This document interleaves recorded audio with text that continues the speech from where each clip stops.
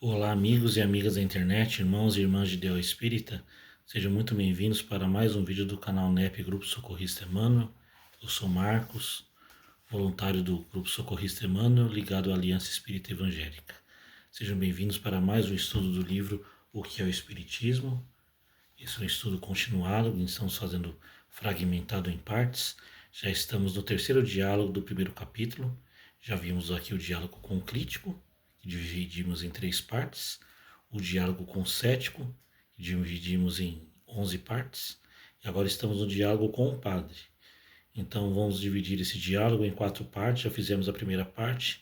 Essa segunda parte do diálogo, onde vamos ver aqui mais 5 perguntas de Allan Kardec conversando com o padre, muitas vezes chamado às vezes de abade, né? Mas é a mesma pessoa. Então vamos aqui para o nosso estudo,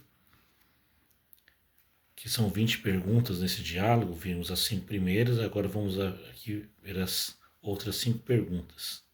Então começa aqui o diálogo de Allan Kardec com o padre, que o padre pergunta o seguinte: não discordais, entretanto, que o Espiritismo não está sobre todos os pontos de acordo com a religião.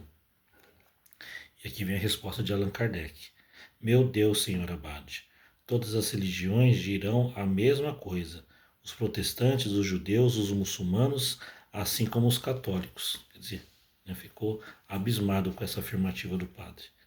Se o Espiritismo negasse a existência de Deus, da alma, da sua individualidade, da imortalidade, das penas e das recompensas futuras, do livre-arbítrio do homem, se ele ensinasse que cada um neste mundo não está senão para si e não deve pensar senão em si, ele seria não somente contrário à religião católica, mas a todas as religiões do mundo. Isso seria a negação de todas as leis morais, bases das sociedades humanas. Longe disso, os espíritos proclamam um Deus único, soberanamente justo e bom. Eles dizem que o homem é livre e responsável por seus atos, recompensado e punido segundo o bem ou o mal que fez. Eles colocam acima de todas as virtudes a caridade evangélica e esta regra sublime ensinada pelo Cristo: agir para com os outros como gostaríamos que os outros agissem para conosco.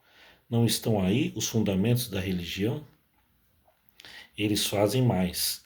Nos iniciam nos mistérios da vida futura, que para nós não é mais uma abstração, mas uma realidade, porque são aqueles mesmos que conhecemos, que vêm nos descrever nas suas situações, nos dizer como e por que eles sofrem ou são felizes. Que é nisso de antirreligioso? Essa certeza do futuro, de reencontro com aqueles que amamos, não é uma consolação? Essa grandiosidade da vida espiritual, que é nossa essência, comparada às mesquinhas preocupações da vida terrestre, não é própria para elevar nossa alma e nos encorajar ao bem? Então, aquilo que a afirmativa aqui do padre dizendo que o Espiritismo é como se não tivesse com acordo com a religião. Então, aqui Allan Kardec fala: o princípio do Espiritismo é o princípio de todas as religiões, elevar o homem à condição de melhorar, tanto moralmente como espiritualmente, ser uma pessoa melhor. Aquilo que Jesus disse: fazer morrer o homem velho para que possa surgir o homem novo. Então, toda religião que transforme um homem na sua moralidade e também transcenda a sua espiritualidade para o divino, todas as religiões são boas, né? Aquilo que Jesus pregou transcende as religiões. Então não importa ter a religião, importa ter religiosidade.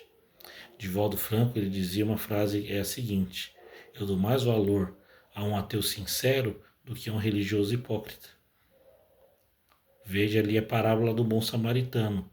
Os fariseus e o levita viram um homem ali à beira do caminho, não ajudaram aquela pessoa. Agora um samaritano, que dizia-se um homem de má vida, foi lá, resgatou aquele homem, cuidou, lavou as suas feridas, levou até uma hospedagem, pagou a hospedagem dele, falou para o dono da hospedagem para pagar tudo, desse tudo que ele precisasse, e no dia seguinte iria visitá-lo para ver como é que ele estava. Então é isso.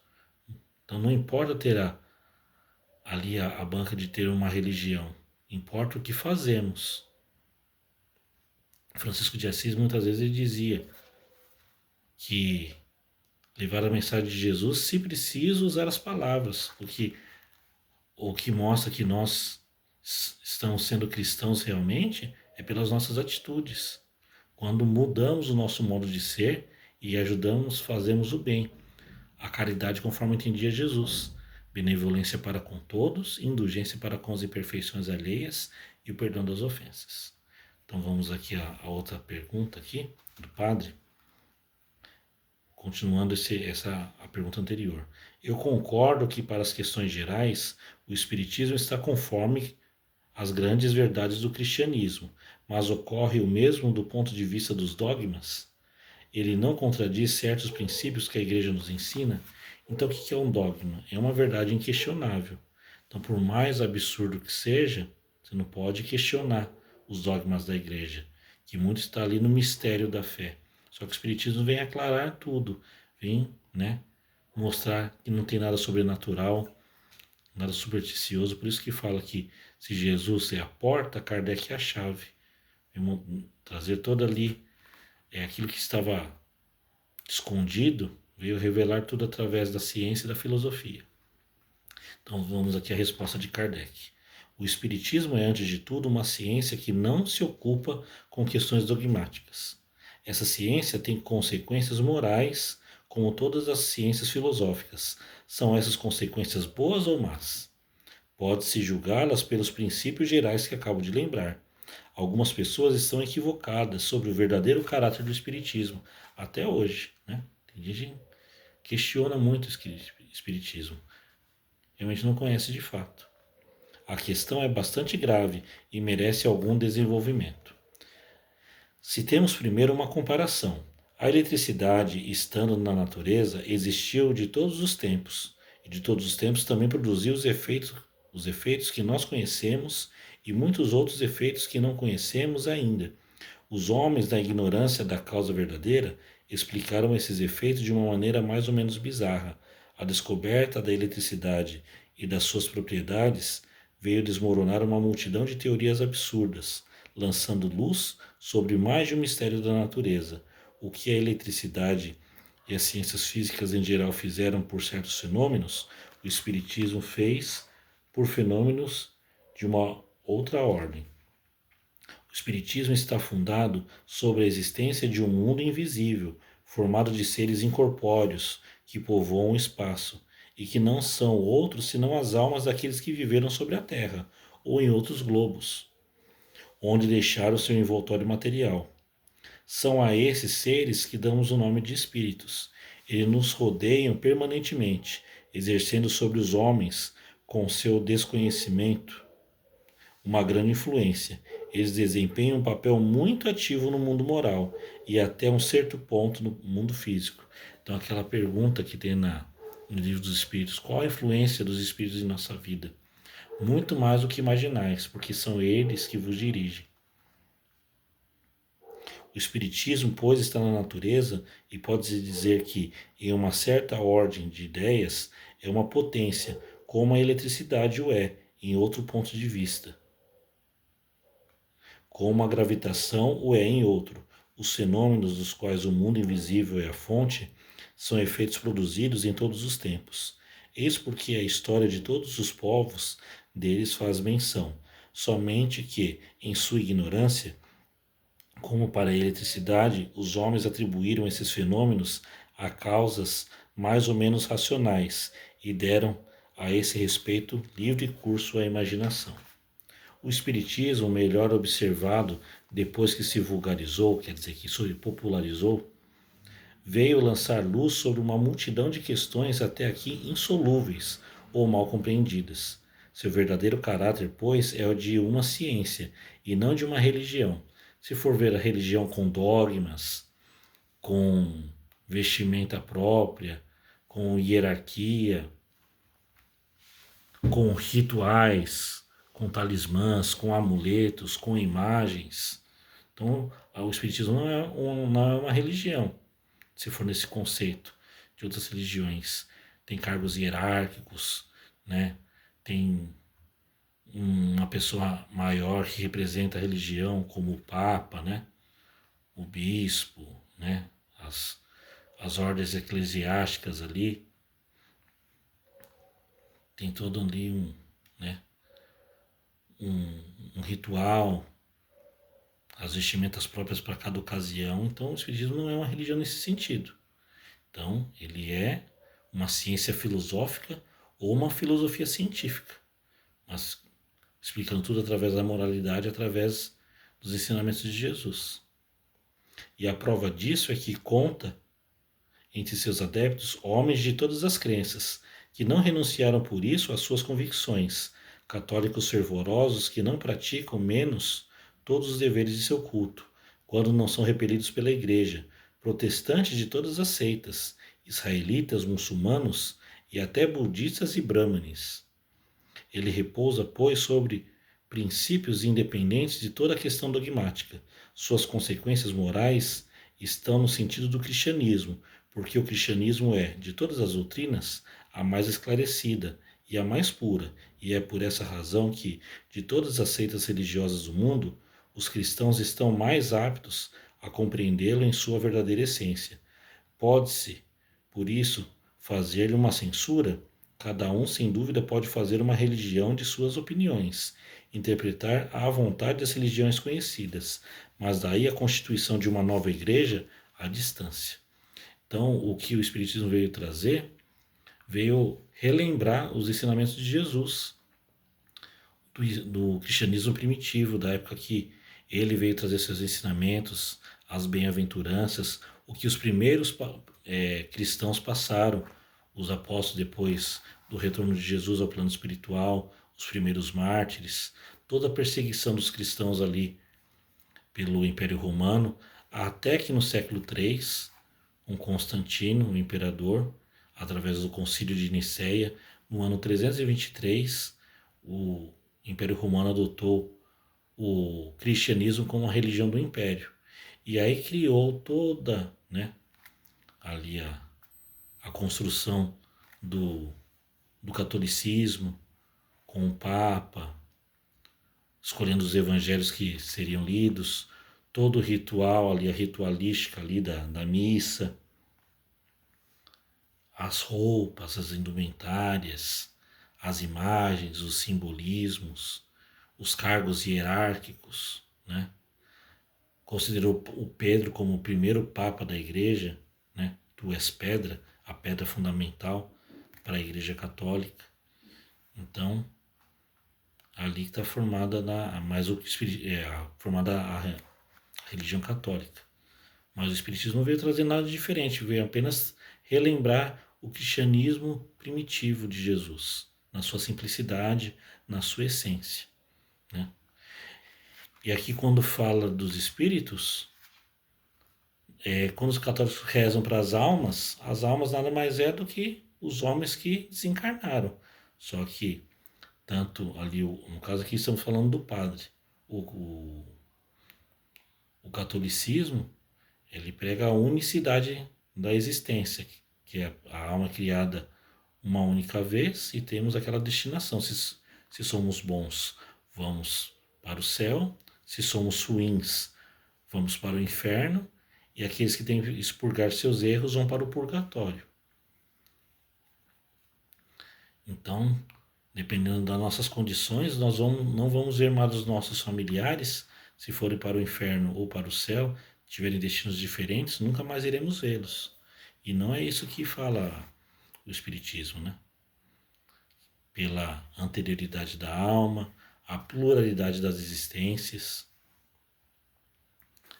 que temos várias vidas, a reencarnação, a condição de sempre ter a condição de reencarnar para consertar os nossos erros de vidas passadas, reconciliar com aquelas pessoas com que prejudicamos e vice-versa, né? Então isso que vem trazer o Allan Kardec esclarecer aqui o padre nessa questão. Que os espíritos somos todos nós, apenas destituídos de matéria. Não que o espírito em si não seja matéria, né? Mas uma forma quintessenciada, sem ser tangível, sem ser palpável. Vamos aqui a outra questão do padre. Não fazeis, entretanto, as evocações depois de uma fórmula religiosa, como se o Espiritismo tivesse uma fórmula, né? E Allan Kardec diz: seguramente colocamos um sentimento de religiosidade nas evocações e nas nossas reuniões, mas não há fórmula sacramental. Para os espíritos, o pensamento é tudo e a forma nada. Nós os chamamos em nome de Deus, porque cremos em Deus e sabemos que nada se faz neste mundo sem sua permissão, e que se Deus não lhes permitir vir, eles não virão. Procedemos em nossos trabalhos com calma e recolhimento, porque é uma condição necessária para as observações. E, em segundo lugar, porque conhecemos o respeito que se deve àqueles que não vivem mais sobre a terra, qualquer que seja a sua condição, felizes ou infelizes, feliz ou infeliz, no mundo dos espíritos. Quer dizer, deve-se ter o extremo respeito pelos nossos irmãos desencarnados, independente se são espíritos bons ou espíritos ruins, em uma condição feliz ou infeliz. Deve-se ter o respeito por todos, não só os encarnados, mas principalmente os desencarnados, aqueles que estão sofrendo, né? Fazemos um apelo aos bons espíritos, porque sabendo que há bons e maus, resulta que estes últimos não vêm se misturar fraudulentamente nas comunicações que recebemos. O que tudo isso prova? Que nós não somos ateus, mas isso não implica de nenhum modo que sejamos religiosos. Então, Allan Kardec vem falar que nós não usamos fórmulas para evocar os espíritos. Pedimos permissão ao Pai, a Deus, a espiritualidade maior, se for da vontade do Pai, que os espíritos venham se comunicar numa reunião mediúnica, a que seja feita sempre a vontade do Pai e não a nossa. Então nós não usamos fórmulas, como se fizéssemos evocações. Nós não evocamos espíritos numa reunião mediúnica, a não ser aquilo que eu falei, se for da vontade de Deus, da espiritualidade maior, que os bons espíritos possam se comunicar, dar uma mensagem de instrução, de fortalecimento, de iluminação, de coragem, né, para nós continuarmos na tarefa. Então, se for nesse sentido, nós não somos ateus, porque Deus é a causa primária de todas as coisas, o Ser Supremo. Então, não haveria sentido de ter uma religião e não acreditar em Deus.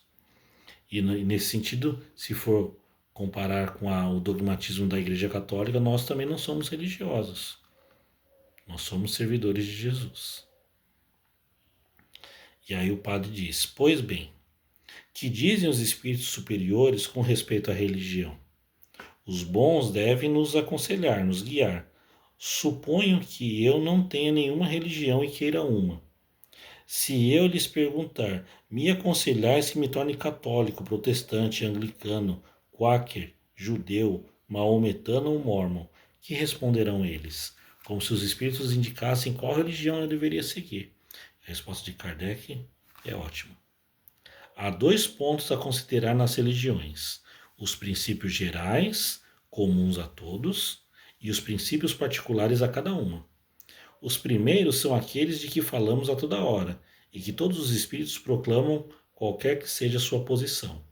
Quanto aos segundos, os espíritos vulgares, sem serem maus, podem ter preferências de opiniões. Eles podem preconizar tal ou tal forma. Eles podem, pois, encorajar em certas práticas, seja por convicção pessoal, para não assustar consciências tímidas. Credes, por exemplo, que um espírito esclarecido, fosse mesmo Fénelon, dirigindo-se a um muçulmano, irá desastradamente dizer-lhe que Maomé era um impostor e que estará perdido se não se tornar cristão? Ele se guardará disso, porque será repelido. Os espíritos superiores, e quando não são solicitados por nenhuma consideração especial, não se preocupam com questão de detalhes, porque os espíritos não são espíritas. Eles agem conforme a lei de Deus, a lei de amor, de justiça, de caridade, de trabalho, porque todos somos irmãos. Claro, como ele diz aqui, tem espíritos que têm certas condições que eles se afeiçoam por determinados trabalhos. Há aqueles que ainda aparecem na condição de padres, estão mais ligados à Igreja Católica, há aqueles que estão na condição ali da palavra, né, enérgica, mais vibrante da palavra, se afeiçoam mais com o protestantismo. Aqueles que trabalham com as matrizes afro-brasileiras se ligam ali à Umbanda ou ao Candomblé. E aqueles também que se ligam aos espíritos espíritas. Mas na verdade os espíritos não têm religião. Não, a religião é a lei do amor, a lei da caridade, a união de todos os povos, todos somos uma família universal. Então, continuando aqui, eles se limitam a dizer: Deus é bom e justo. Ele não quer senão o bem. A melhor de todas as religiões, pois, é aquela que não ensina senão conforme a bondade e a justiça de Deus. Veja só isso. Que dá de Deus uma ideia mais ampla, mais sublime, e não o rebaixa, emprestando-lhe a pequenez e as paixões da humanidade. Porque diz assim que Deus não castiga, mas também Deus não perdoa.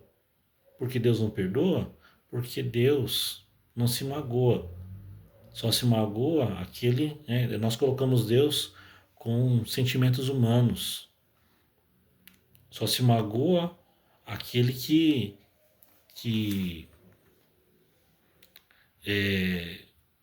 como poderia dizer, que se sentiu ofendido. E Deus não se ofende, né? Deus é ser supremo, nós colocamos atributos humanos em Deus. Então Deus não castiga e Deus também não perdoa. Não, Deus é infinito amor, justiça, justiça. Então, a nossa consciência nos cobra e nós que temos que reparar os nossos erros. Então, parar de achar culpados e começar a assumir as responsabilidades pelos nossos atos. Então, os bons espíritos vão nos aconselhando, vão despertando a nossa consciência para nós começarmos a praticar a caridade e tomar a consciência dos atos que cometemos e tentar reparar os nossos erros. É isso que Deus vai, através dos seus espíritos superiores e dos espíritos mais próximos a nós, que são os benfeitores espirituais, os nossos anjos de guarda, né, os nossos mentores, vão nos orientando, porque eles não vão influenciar, né? Eles vão apenas orientar, olha, faça isso. Os bons espíritos, eles não vão interferir no nosso livre-arbítrio. Eles vão apenas orientar e deixar a cargo da nossa consciência. Por isso é o livre-arbítrio. Continuando aqui. Que torna os homens bons e virtuosos e lhe ensina a se amarem todos como irmãos, que condena todo o mal feito ao próximo, que não autoriza a injustiça sob qualquer forma ou pretexto que seja, que não prescreve nada de contrário às leis imutáveis da natureza, porque Deus não pode se contradizer. Aquela cujos ministros dão o melhor exemplo de bondade, de caridade e de moralidade, aquela que tende a combater melhor o egoísmo e a lisonjear menos o orgulho e a vaidade dos homens, aquela, enfim, em nome da qual se comete menos mal, porque uma boa religião não pode ser o pretexto de um mal qualquer. Ela não deve lhe deixar nenhuma porta aberta, nem diretamente, nem pela interpretação. Vede, julgai e escolhei. Aquela palavra de Paulo, tudo posso, mas nem tudo me convém. Então nós vamos sempre fazer ali, né, o crivo da razão. O Espiritismo traz muito isso.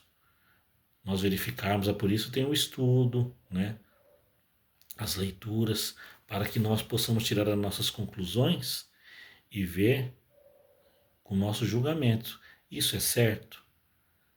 Escutamos uma palavra de alguém, isso tem sentido? Eu vou procurar estudar. Vou procurar ver se isso é verdade.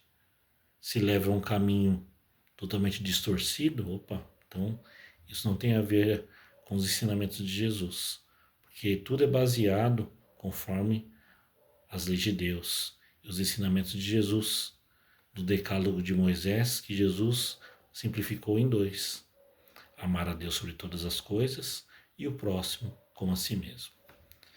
E na última questão que vamos ver aqui, o padre faz a pergunta da seguinte forma: suponho que certos pontos da doutrina católica sejam contestados pelos espíritos, que considerais como superiores. Quer dizer, ele está, né, meio jogando ali mais ou menos, né, como se todos os espíritos fossem superiores à doutrina espírita. Não é bem assim, né? Suponho mesmo que esses pontos sejam errados. Aquele para quem eles não. Aqueles para. Desculpe. Aquele para quem eles são artigos de fé, errados ou certos, que os pratique em consequência. Pode essa crença, segundo esses mesmos espíritos, ser prejudicial à sua salvação? Resposta de Kardec: seguramente não, se essa crença não o afasta da prática do bem. Se ao contrário, ela o incita a isso, enquanto que a crença mais bem fundada o prejudicará, evidentemente, se ela lhe é ocasião para a prática do mal, de falta de caridade para com seu próximo, se o torna duro e egoísta, porque então ele não age conforme a lei de Deus, e Deus considera o pensamento antes dos atos. Quem ousaria sustentar o contrário? Pensais, por exemplo, que um homem que cresce perfeitamente em Deus e que em nome de Deus cometesse atos desumanos ou contrários à caridade, sua fé lhe seja muito proveitosa? Não é tanto mais culpado quanto maiores os meios de esclarecimentos? Quer dizer, quantas pessoas agem impunemente em nome de Deus? Veja aí os atos de barbárie que foram feitos ali, né, na história. As cruzadas, né, a reconquista da Terra Santa em nome da igreja, ali a noite de São Bartolomeu, quando mataram milhares de irmãos protestantes, na época ali no início da Contra-Reforma de Martinho Lutero e João Calvino, na França, pela ordem de Catarina de Médicis, onde mais ou menos aproximadamente 20 mil pessoas foram mortas só naquela noite ali, em toda a França. Praticamente 8 mil só em Paris. A Inquisição na época da Idade Média, aqueles que não fossem contra as leis da igreja, eram levados à tortura, à fogueira, à forca, à guilhotina. E tantas ainda atrocidades são feitas por conta da religião, quando é deturpada. Os homens bombas no islamismo, né? Aqueles que acabam flagelando o próprio corpo por conta da religião e não entenderam nada do que é ter religião. Na verdade, o que importa é ter a religiosidade dentro de si, fazer o bem e a caridade a todo momento. Então, essas aqui foram as 5 perguntas de hoje, de Allan Kardec para o Padre. No nosso próximo vídeo será a terceira parte do diálogo de Allan Kardec com o Padre, onde iremos ver mais 5 perguntas. Então vamos agradecer nesse momento a Deus nosso Pai, a Jesus nosso Mestre, por mais esses estudos, esses esclarecimentos, através do livro que é o Espiritismo. Se for da vontade do Pai, que possamos estar reunidos para o nosso próximo estudo, nos aprofundando sobre a doutrina espírita, sobre os ensinamentos de Jesus e sobre a moral cristã, através da doutrina espírita. Então, que possamos estar reunidos no nosso próximo vídeo, se assim Deus nos permitir. Que assim seja, graças a Deus e graças a Jesus.